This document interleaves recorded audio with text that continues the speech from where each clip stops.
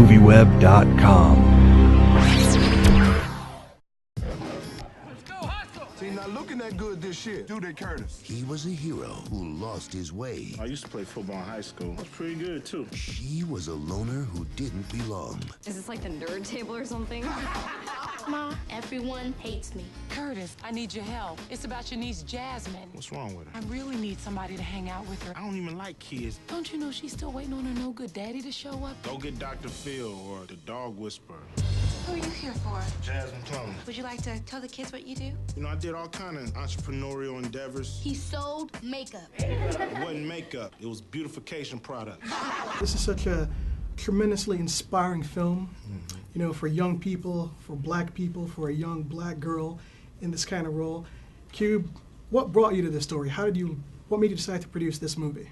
Just the fact that it was a true story, you know, and it wasn't, you know, make-believe fantasy. And, you know, I thought it was a perfect, you know, way to show two people, you know, who kind of had low self-esteem at the beginning to, you know, show through a game like football or just finding out what you do and finding out your talent, how it can just build you up and build up your self-esteem and give you your swagger back. And that's kind of the things that drew me to this movie. And plus, it's football. You know, I gotta love it.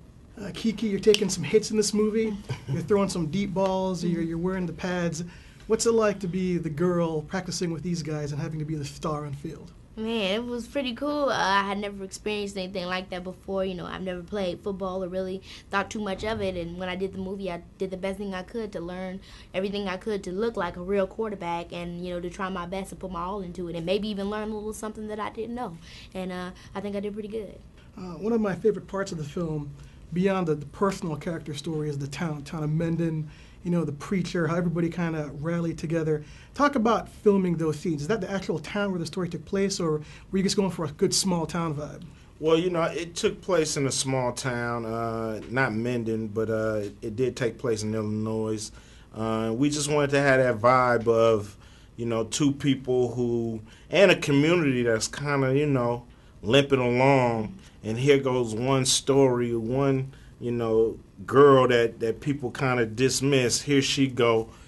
She brings the town together through, you know, this, you know, being a novelty act in a way and playing football. So, you know, all those things to me help make the story, you know, well-rounded and, you know, a good movie to do. Now, in the breadth of your career, you've done a lot of films, right? A lot of action films, and now recently you've gone to a trend of more family-friendly films.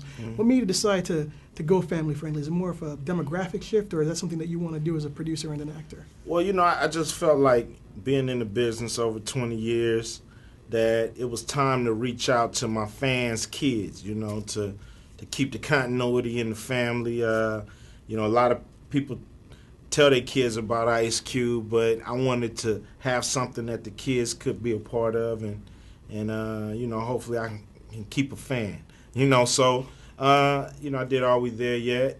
Are We There Yet was real successful. People loved it. Then Are We Done Yet came out. And this movie, which is slightly different because those are broad comedies. This is more of a drama, you know, with a lot of lighthearted moments. So, you know, this movie was slightly different, and I jumped on it. It's a great movie, and it keeps me in that family-friendly realm. Nothing bad about that. Let's do it. Star is rising. You're singing. You're doing all this great stuff.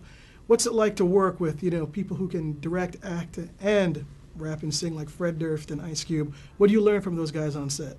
If they can do it, I feel like whenever I work with somebody that's doing more than one thing or doing more than one thing successfully, it just makes me feel like, you know, I can do that too. As long as I keep working hard, I can achieve so many things and still be on top of them all. The Longshots. I wouldn't be cut dead playing football. That's because if you were playing football, you'd be dead.